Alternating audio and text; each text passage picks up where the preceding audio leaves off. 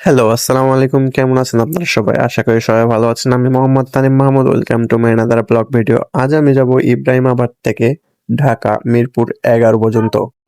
তো আজকে আমার যাত্রাপথের প্রথম সঙ্গী হলো রাজশাহী থেকে ছেড়ে আসা আন্তনগর সিল্ক সিটি এক্সপ্রেস।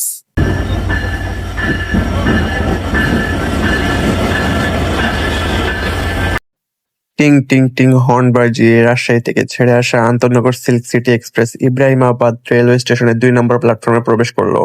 তারপরে আমি আমার বগিতে উঠে পড়লাম। উঠেই দেখি সিট অনেকগুলো ফাঁকা এবং অনেকেই দাঁড়িয়ে যাচ্ছে, যে যার মতো ইচ্ছা মতো ভ্রমণ করতেছে আর কি। ইব্রাহিমাবাদ রেলওয়ে স্টেশন থেকে ছেড়ে আসার পর আমরা এখন বর্তমানে আছি টাঙ্গাইল রেলওয়ে স্টেশন। এখানে আমার অনেকগুলো স্মৃতি জড়িয়ে আছে। এখানে আমি চারটা বছর কাটিয়েছি, অনেকগুলো সময় পার করেছি এই টাঙ্গাইল রেলওয়ে স্টেশনে। অনেক ছোট ভাই বড় ভাইয়ের সাথে আড্ডা করেছি এবং শুক্রবার করে ঘুরতে এসেছি। এই রেলওয়ে স্টেশনে প্রবেশ করার পর দেখি চোখ দিয়ে অটোমেটিক পানি অঝরে ঝরে পড়ছে।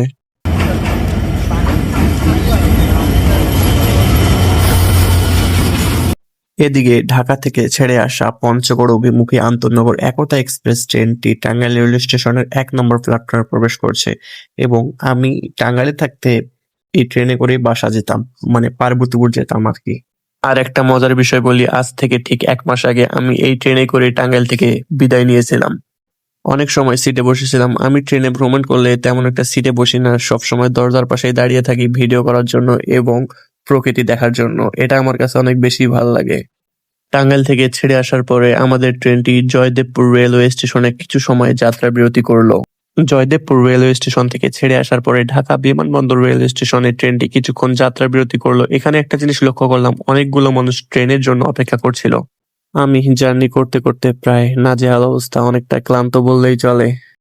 অবশেষে 2 ঘন্টা পথ পাড়ি দিয়ে আমাদের ট্রেনটি ঢাকার কমলাপুর রেলওয়ে স্টেশনে প্রবেশ করছে। এটাই তার শেষ যাত্রা বিরতি এবং এখান থেকে আবার রাজশাহীর উদ্দেশ্যে ছেড়ে যাবে আন্তনগর সিল্ক সিটি এক্সপ্রেস।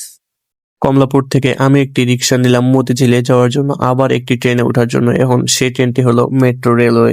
পুরাই রকেটের গতিতে কমলাপুর রেলওয়ে স্টেশন থেকে আমাকে মতিঝিল মেট্রো রেলওয়ে স্টেশনে রিক্সাওয়ালা মামা নিয়ে আসলো।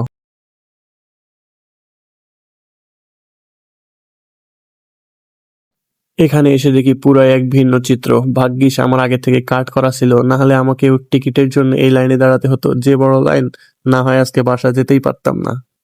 ভাগ্যটা ভালো ছিল তাই প্রথমে প্ল্যাটফর্মে এসে দেখলাম ট্রেন দাঁড়িয়ে আছে। ভাগ্যিস ট্রেনে উঠে পড়লাম, কোনো রকম লেট হলো না। তারপরে মেট্রোতে উঠতে উঠতে আমি আমার গন্তব্য মিরপুর 11-তে আসলাম এবং আজকে আমার যাত্রা এখানেই শেষ করলাম। আবারও দেখা হবে পরবর্তী কোনো ভিডিওতে। ধন্যবাদ। আসসালামু আলাইকুম। ভালো থাকবেন, সুস্থ থাকবেন।